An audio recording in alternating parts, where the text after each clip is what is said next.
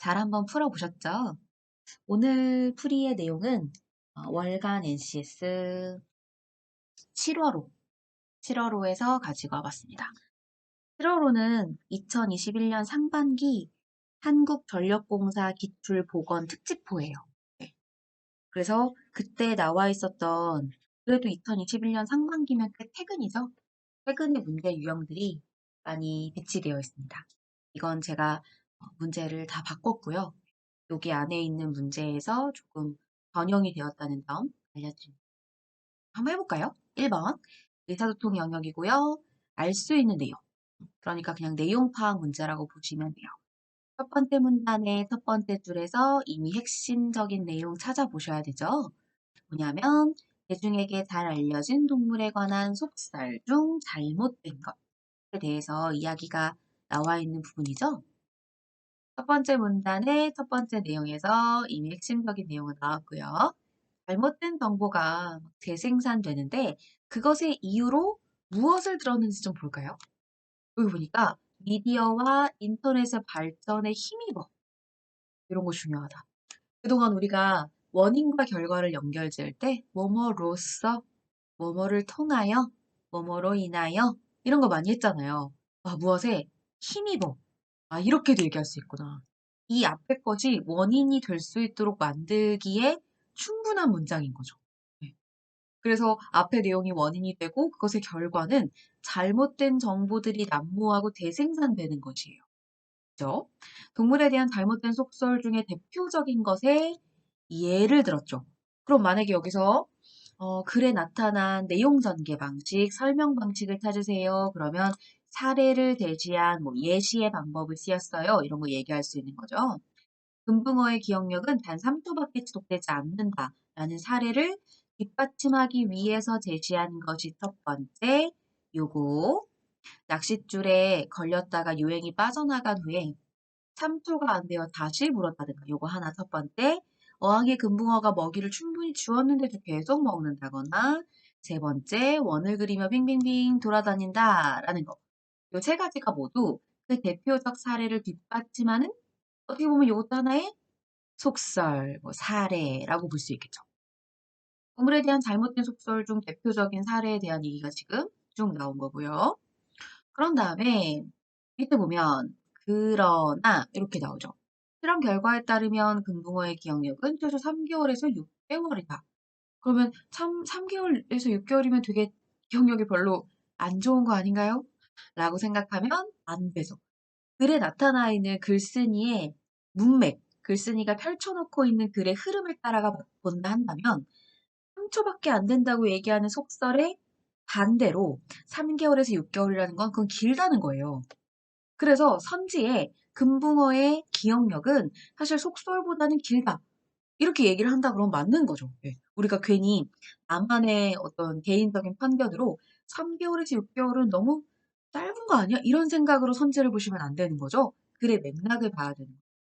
과학자들이 수족관의 레버를 밀어야만 먹이를 획득할 수 있는 시스템을 만들었는데 그걸 금방 습득했대요. 더욱더 놀라운 것은 하루에 1시간만 먹이가 공급되도록 설계했을 때에도 먹이가 나오는 시간대에 레버를 밀더래요.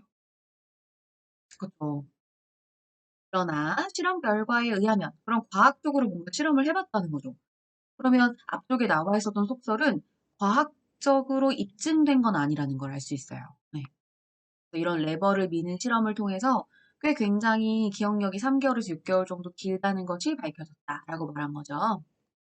그리고 잠깐 여기 맞춤법 한 번만 봐주시겠어요? 더욱더. 더욱더가 더욱 띄고 더가 아니고 더욱더가 하나예요. 신기하죠? 그래서 이걸 모르시는 분들이 되게 많더라고요. 띄어쓰기 신경 써서 해야 될 것 중에 더욱더랑 그다음 다 함께 요거 많이 나와요. 다 함께는 다 띄고 함께 요건데 다 함께를 붙여 쓰는 경우들이 되게 많아가지고 그것도 문제 많이 나오고요. 요거 더욱 더도 붙여 쓰는 거 요거 많이 나옵니다. 아무튼 실험을 했다는 얘기입니다. 그리고 나서 뒷부분에 보니까 그뿐만 아니라 싸움을 관찰한 결과 싸움에서 진 금붕어는 이긴 금붕어를 만나며 피하거나 온순한 태도를 보였대요. 너무 귀엽죠? 네. 그러면 금붕어가 싸움을 했다는 것 그 이후에 싸움에 진 금붕어가 태도의 변화를 보였다는 것. 이들 사이의 관계가 어떤 태도의 변화에 또 영향을 줬을 정도로 그 관계를 기억하고 있었다는 거잖아요. 되게 재밌더라고요. 뭐 그런 좋은 기억력을 가지고 있으며 다른 개체에 대해 이해하는 그런 동물임에도 오해를 받고 있었다. 그럼 이제 하나하나 반박을 해야죠. 첫 번째, 금붕어가 먹이를 먹었는데도 지속적으로 먹이를 먹는 것은 기억력이 나빠서가 아니고 다른 동물도 그렇대요. 또한 원을 그리는 것은 어항이 좁기 때문이지 자기의 위치를 인지 못해서가 아니라 만약에 넓은 공간으로 가게 되면 위치를 뭐 제대로 인지를 할 것이고 그것이 아니라 해줘. 그것이 입증이 안 된다 해도 어항이 좁으니까 삥삥 도는 거지 넓게 가면 삥삥 안 돌걸 이렇게 얘기한 겁니다. 그러면 지금 잠깐 두 가지의 내용만 설명이 됐죠. 네요. 아까 제가 동물의 잘못된 속설 중 금붕어 사례를 얘기할 때 하나, 둘, 셋 이거의 사례를 얘기했죠. 그럼 아까 먹이 얘기는 요 두 번째 거. 그다음 빙빙빙빙 원을 그리며 도는 건 요 세 번째 거. 그럼 이 첫 번째 건요? 첫 번째 건 반박이 안 됐어요, 아직. 맞죠? 그래서 선지의 내용을 살펴보면 선지에서 제가 3번 선지 금붕어의 기억력이 3초밖에 되지 않는다는 속설을 뒷받침하는 근거들 그 세 개는 모두 과학적으로 반박이 가능하지 않은 거죠. 이 글만 봤을 때에는 앞에 하나는 반박이 안 됐단 말이에요. 그리고 미디어의 발달로 빠르게 잘못된 속설들이 확산되었다. 이렇게 말을 하고 있잖아요. 그러니까 잘못된 속설들이 확산이 된 거지 올바른 것을 바꾸는 이런 식으로 된 건 아닌 거죠. 그다음 2번 3도밖에 되지 못한다는 속설을 사례로 들었던 것이지 이게 가장 많은 지지를 받았다는 건 알 수가 없죠. 그렇죠. 그리고 금붕어들 사이의 관계 변화를 살펴본 결과 아까 금붕어 싸웠던 거 그거 생각하시면 돼요. 금붕어의 기억력이 3개월에서 6개월까지 지속된다는 것을 알 수 있었다. 자, 그들의 관계 변화를 살펴봤더니 싸우고 나서는 다시 좀 약간 뛰어간다든가 이런 모습을 보여준 걸 보면 그런 게 어떻게 보면은 그들 사이의 그 김붕어의 기억력이 꽤 길다는 걸 보여주는 근거가 되는 거잖아요. 자, 그리고 5번. 금붕어가 쾌적하게 지낼 수 있을 정도로 넓은 공간이 제공되면 금붕어는 자신의 위치를 제대로 인지할 수 없을 것이다? 아니죠. 빙빙 돌지 않을 뿐만 아니라 자신의 위치를 인지할 수도 있게 될 거예요. 그러면 1번에 여기에 보면은 미디어와 인터넷의 발전에 힘입어서 많은 부분 지적 및 수정되고 있지만 이렇게 얘기하고 있죠. 그래서 이거를 아까 제가 맨 처음이랑 맨 마지막을 잘못 읽었는데 미디어와 인터넷의 발전에 힘입어 많은 부분이 지적 및 수정되고 있는 거죠. 네. 인터넷 발전으로 잘못된 정보가 재생산되고 있는 건 아닌 거죠. 그죠? 그래서 여기에 끊어 있는 게 되게 잘 돼 있어야 되는데 아까 제가 이 첫 번째 거 읽고 여전히 잘못된 정보들이 난무하고 있다. 이렇게 연결지어 읽었더라고요. 그래서 미디어와 인터넷의 발전으로 인하여 계속 잘못된 정보가 확산된 게 아니라 고쳐지고 있는 거죠. 맞죠? 그러니까 확산된다고 말하면 안 되죠. 정답은 4번 이렇게 볼 수 있어요. 두 번째, 논리적 순서 확인해 보겠습니다. 선거철이 되면 점쟁이와 여론조사 회사가 바빠진다. 이들이 뭐 예측을 하니까 그런 거겠죠? 근데 여기에 그러나라고 하면서 묻는 문장, 질문문, 물음표는 무조건 표시해야죠? 과연 여론조사가 과학적이라 평가받을 정도로 정확도를 지녔을까? 이것에 대한 대답이 펼쳐질 거예요. 나를 보면은 이러한 무응답을 줄일 수 있는 방법은 이렇게 되어 있는 거예요. 그러면 무응답의 얘기가 나온 다음에 배치가 되어야겠죠. 그렇죠. 그래서 무응답을 줄일 수 있는 방법이 쭉 나와 있고요. 달을 보면 그러나 우리나라의 상황은 다르다. 이렇게 되어 있어요. 그러면 요거 앞에 다른 나라의 상황이 나와야 돼요. 예측할 수 있는 게 여기 뚜루룽 미국의 상황이 나와 있습니다. 그러니 아마 라 다음에 다가 나오지 않을까 예측해 볼 수 있고요. 또 다의 내용을 살펴보면 악순환이 반복되고 있다는 얘기가 나와 있어요.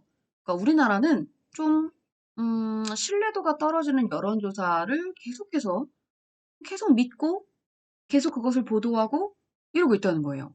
그리고 왠지 라에 나타나 있는 미국의 경우는 아니라고 할 것 같죠? 여기 보시면 첫 번째는 빗나갔대요. 근데 이것의 신뢰도가 땅에 떨어졌는데 이것을 회복하기 위해서 엄청 노력을 했다 이렇게 나와 있어요. 그러니까 미국은 첫 번째는 좀 신뢰도가 떨어지긴 했었으나 나중에 그 신뢰도를 회복했다. 그 얘기가 지금 나오고 있는 거고요. 그 다음에 그러나 우리 상황은 좀 다르게 계속 악순환이 반복되고 있다. 이렇게 나와 있는 거예요. 그렇다면 왜 우리나라의 여론조사는 정확도가 낮은 것일까? 이것도 그러면 정확도가 낮다는 얘기 아까 어디 나오셨어요? 악순환. 그죠? 그 악순환 얘기가 나온 거니까 그 내용으로 여기 연결 지어주시면 될 것 같아요. 여기 보니까 무응답이 나오거든요. 왜 그렇게 여론조사의 정확도가 낮냐면 무응답 때문이다.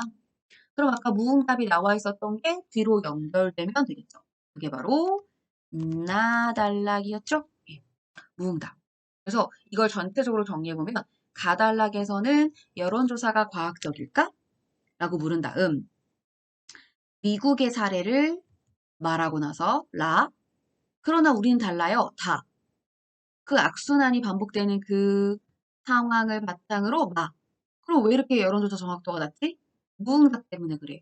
무응답 그걸 줄이려면 하고다. 이렇게 나와 있는 거예요. 그래서 1번의 내용이 순서가 탁탁탁 맞는 부분이었어요. 이거 별로 안 어려우셨죠? 근데 제가 이 지문을 선택한 이유는 이제 얼마 안 있으면 선거잖아요. 얼마 안 있으면 대통령 선거니까 이 대통령 선거와 또 맞물려서 최신 이슈다운 그런 문제가 나올 가능성도 있어서 준비를 한번 해봤습니다.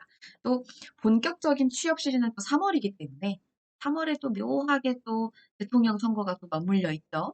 그러면 그와 관련된 질문이 나올 수 있지 않을까라는 생각을 해봤어요. 왜냐면 그런 질문들은 공기업의 어떤 특정한 공기업에 특화되어 있는 내용이 아니잖아요. 전 국민들에게 뉴스잖아요. 나올 가능성이 있을 것 같아요. 그 어떤 공기업에 지원을 하든. 그다음 세 번째는 이렇게 력으로 끝나는 말들이 의미가 되게 다양하면서도 조금씩 달라요. 대동소이합니다. 그러다 보니까 좀 어려워서 제가 이렇게 준비를 해봤어요. 첫 번째, 열심히 했는데도 원하는 결과가 따라오지 않는다면 그것은 내 능력 밖의 일이다. 능력이 어울립니다. 파벌 간의 알력 싸움. 알력 싸움은 그 어떤 집단과 집단 사이에서의 가지고 있는 권력 같은 걸 얘기하는 거거든요. 단순히 내 팔의 힘, 이런 물리적 힘이 아니고요. 우리는 각고의, 이건 좀 쉬운 것 같아요. 각고의 노력 끝에 가장 많이 쓰이는 말이죠. 그 일을 해냈다. 그는 상대를 설득해 보다가 말을 듣지 않으니까, 그럼 말을 안 들으니까 물리적 힘을 썼다는 거거든요. 물리적 힘과 관련된 것은 완력이라고 해요. 완력. 이게 닫힌 니은이 뒤에 오는 리을 때문에 리을로 발음돼요. 완력. 완력. 네. 그는 어려울 때마다 힘을 모아 이겨낸 우리 국민의 이것을 상기합시다. 문장이 이상하다. 상기합시다라고 말했다. 이렇게 생각하시면 될 것 같아요. 아셨죠? 어려울 때마다 힘을 모아 이겨낸 우리 국민의 저력을 상기합시다. 뭐 이렇게 보시면 될 것 같아요. 정답은 저력이고요. 제가 한번 정리를 해봤어요. 능력은 일을 감당해낼 수 있는 힘, 알력은 서로 의견이 맞지 않아 사이가 안 좋거나 충돌하는 거. 그게 알력이에요. 그래서 왜 알력 다툼 이런 거 많이 들어보셨죠?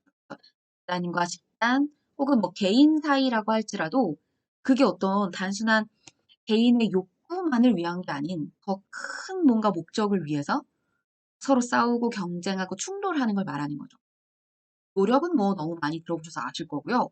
완력은 육체적인 겁니다. 예. 말을 듣지 않으니 이제 몸을 쓰기 시작했다. 이런 거죠.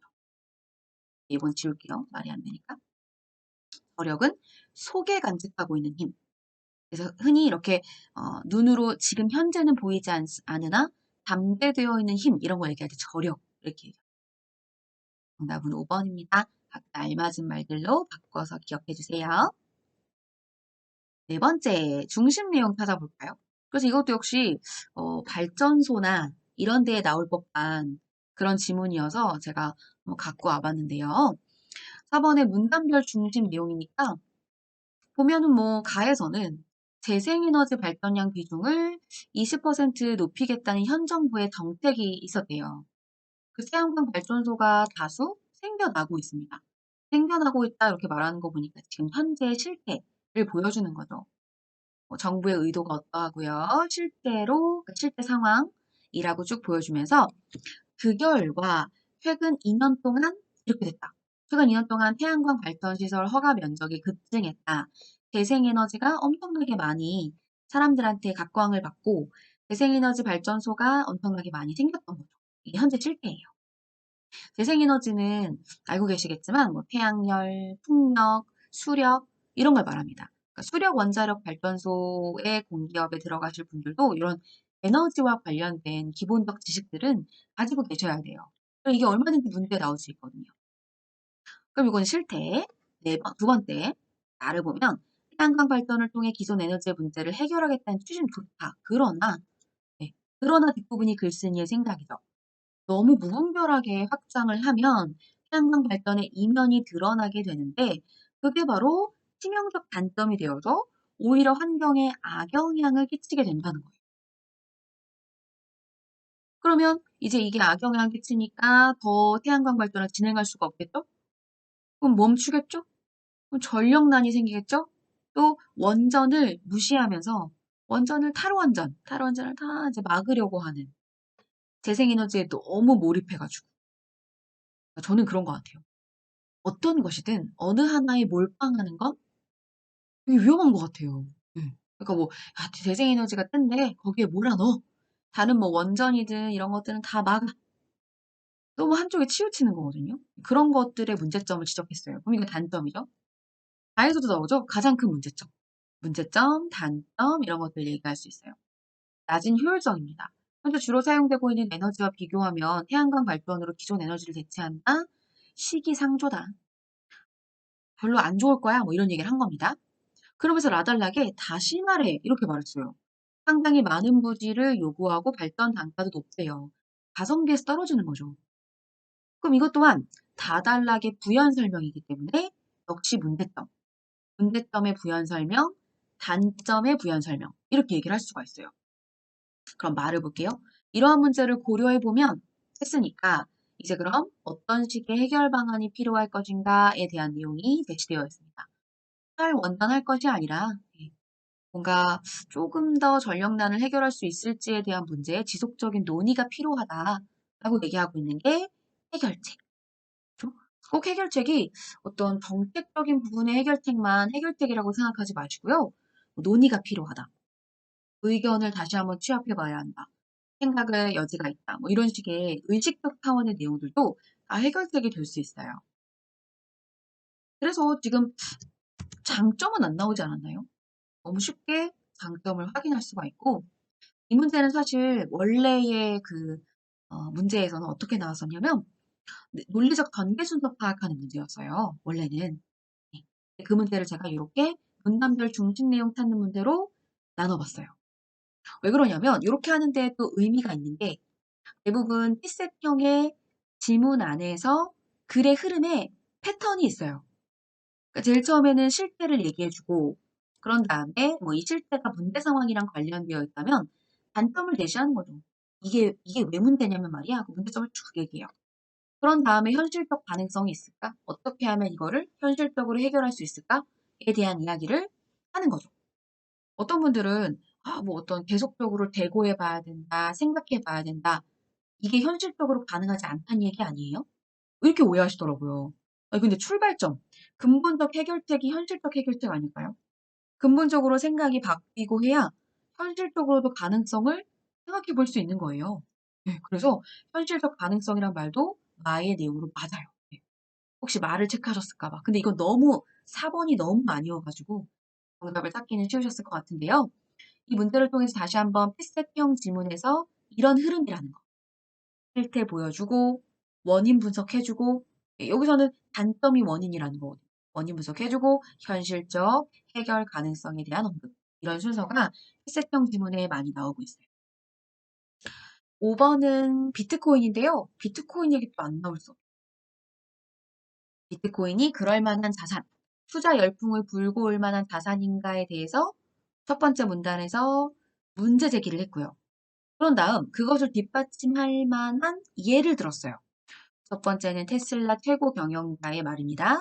비트코인 매입과 함께 비트코인을 결제 수단으로 사용하겠다고 선언한 데 이어 신용카드 회사인 마스터카드에서도 비트코인을 결제 시스템에 추가했다. 그러면 마스터카드가 비트코인만으로 결제를 하겠다는 건 아닌 거죠. 요런 포인트. 추가했다고 했는데 그게 전체인 것 마냥 잘못 해석하지 않도록 해주시면 돼요. 블랙록은 비트코인을 투자 적격 자산에 포함. 이것도 마찬가지예요. 추가, 포함. 이런 게 원래 있었던 것에 더해진 거지 그것만 유일하게 그렇다는 건 아니잖아요. 트위터는 비트코인으로 급여를 지급하겠다고 했고 마이애미시에서는 비트코인을 급여 지급과 세금 징수 수단으로 사용할 것이라 발표했다. 그럼 두 번째 문단에서는 비트코인의 열풍의 근거가 될 만한 사례를 제시한 거라고 할 수 있어요. 자, 그럼 왜 그렇게 위상이 솟구치는 걸까? 하고 전문가들이 요인을 분석해 본 거죠. 요인의 첫 번째, 비트코인은 특정 국가의 정부나 중앙은행에 휘둘리지 않는 독립적이고 분권화되어 있는 글로벌 공동 통화이기 때문이래요. 분권화되어 있다. 이런 말은 제가 지난주 목요일에 수업할 때도 말씀드렸던 것 같아요. 분권화했다는 건 어느 한 곳에 권력이 집중되어 있지 않다는 뜻이거든요. 그러니까 중앙은행에 휘둘리지 않고 중앙은행에 권력이 다 모여있지 않다는 뜻이죠. 인위적으로 만약에 어느 한 곳에서 권력을 잡고 있으면 인위적으로 평가 절하가 이렇게 뚝, 절, 끊어서 떨어뜨린다는 거예요. 평가를 절하하지 않고 권위주의적 통제를 당할 그런 위험도 없다는 것이다 라고 되어 있어요. 그래서 이게 앞뒤의 내용이 원인과 결과이면서 통제 하나하나가 근거가 되죠. 예, 요인. 그 솟구친 요인.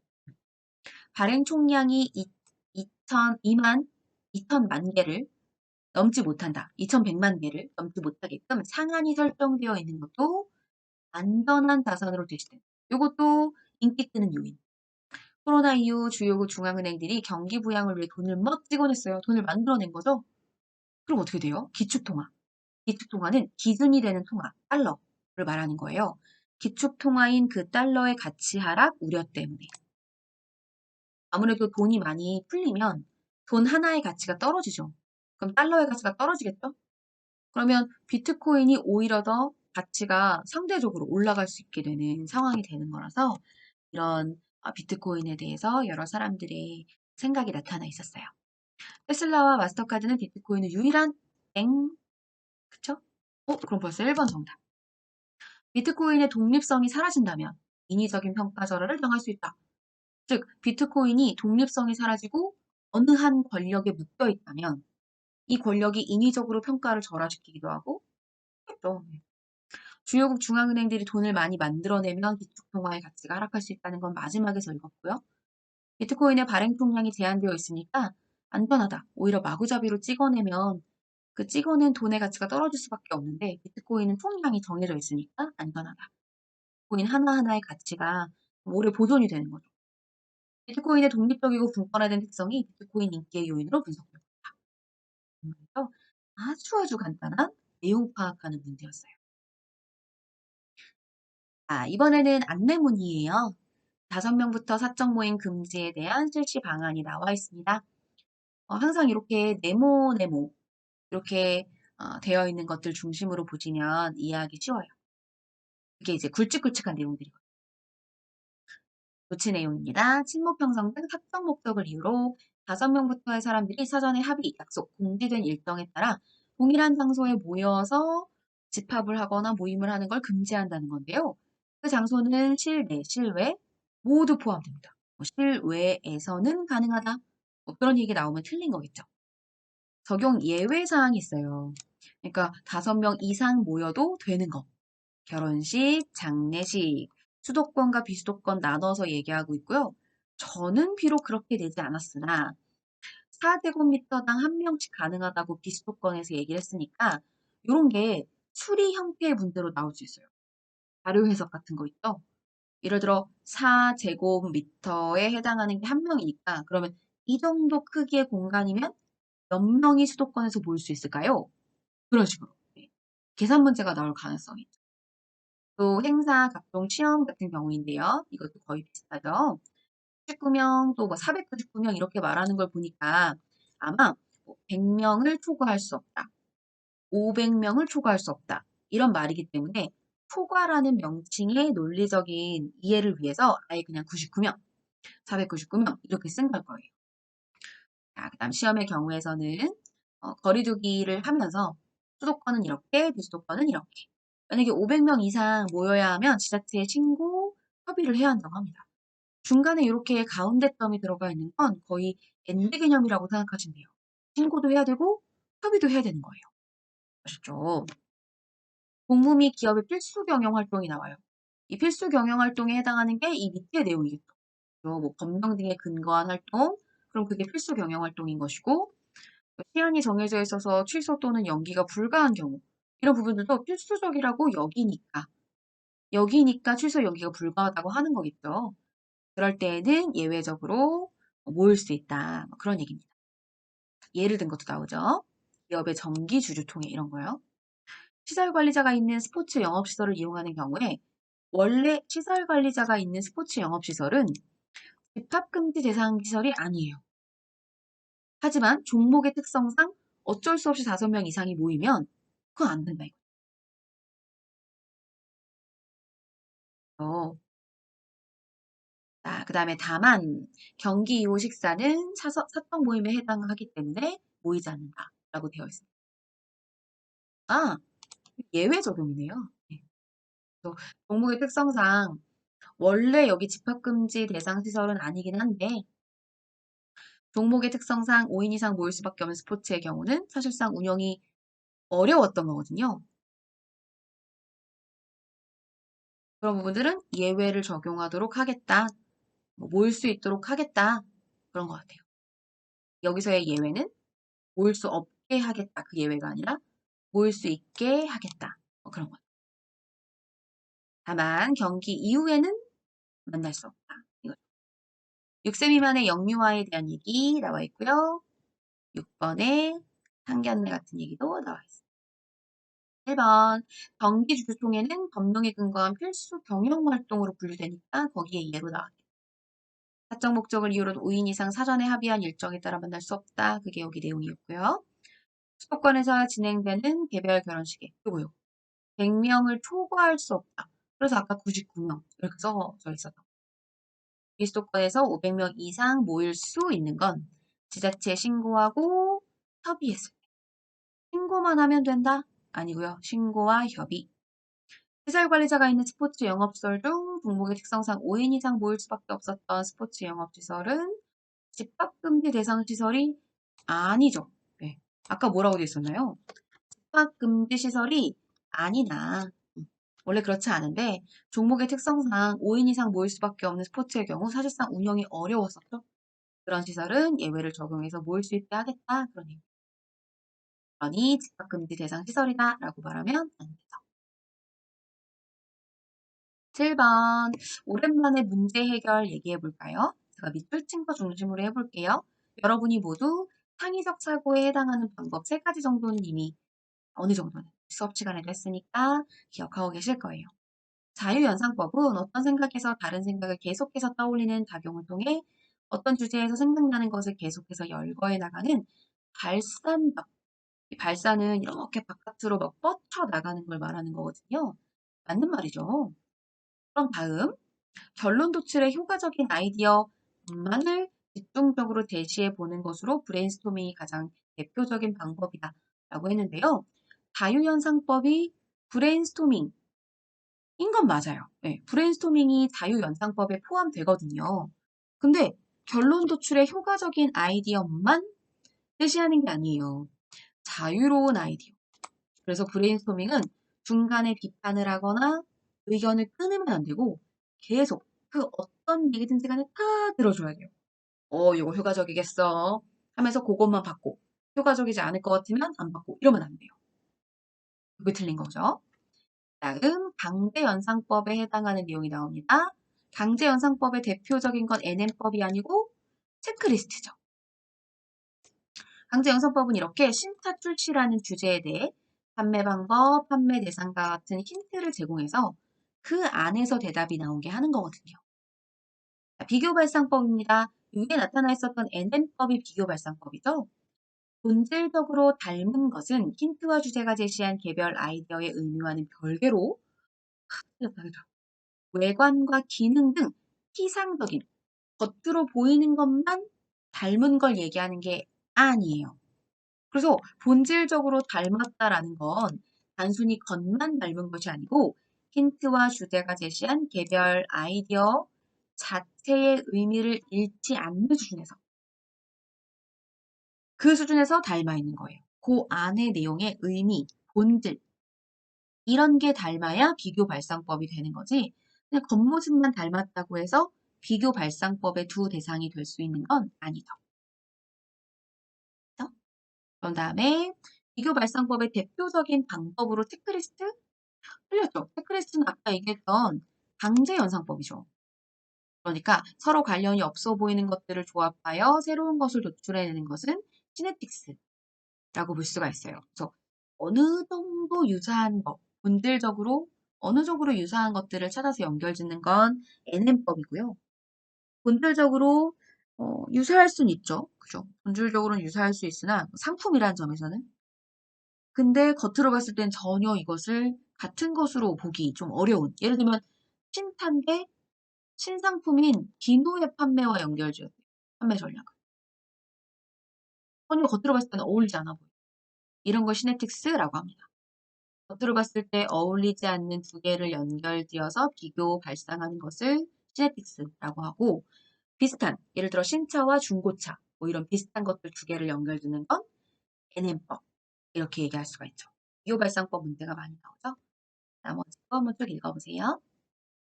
대인관계 문제고요. 첫 번째 유형에 해당하는 건 뭘까요? 나도 지고 너도 지고. 즉, 그 협상을 회피하는 거예요. 갈등을 회피하는 거죠. 그걸 회피형이라고 해요.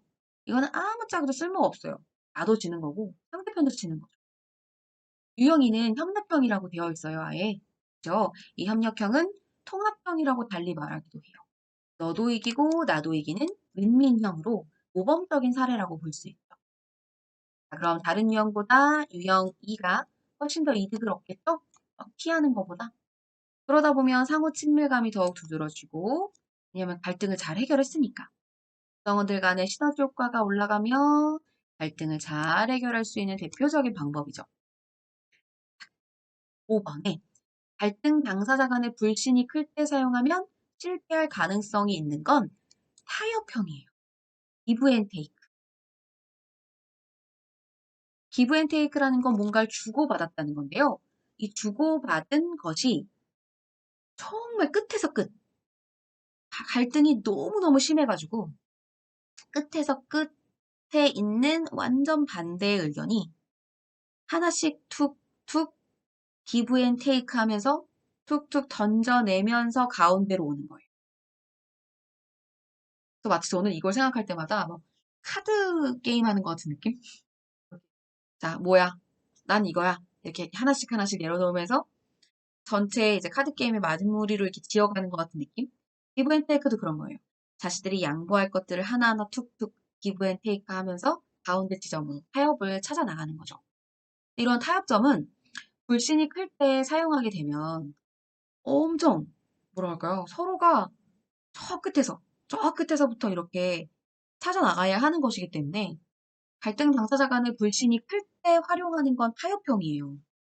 그러니 지금 여기 갈등 당사자 간의 불신이 클 때 활용하면 실패할 가능성이 있는 건 유형 2에 해당하는 통합형에 대한 설명이 아니고 그 뒤에 걸 지운 다음 갈등 당사자 간의 불신이 클 때 서로 막 뭐랄까요? 서로 상대편 완전 끄트머리에 있을 때 서로 원하는 게 완전 다를 때. 예. 그럴 때는 이제 타협형을 하는 것이 좋다. 이렇게 나와 있어요. 조금 더 자세하게 설명을 한번 읽어드리면,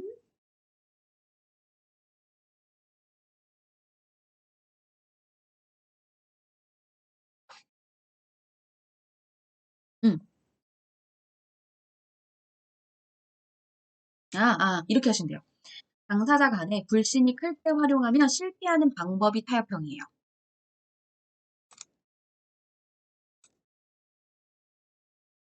그러니까 요거 자체가 타협형에 대한 설명이에요.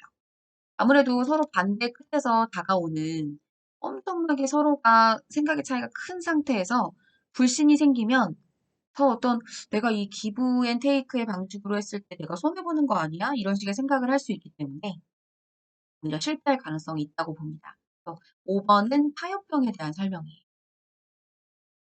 원래 서로 생각의 차이가 크면 불신도 막 생기고 그런 상황에서 하면 또 위험성도 있고 이런 거.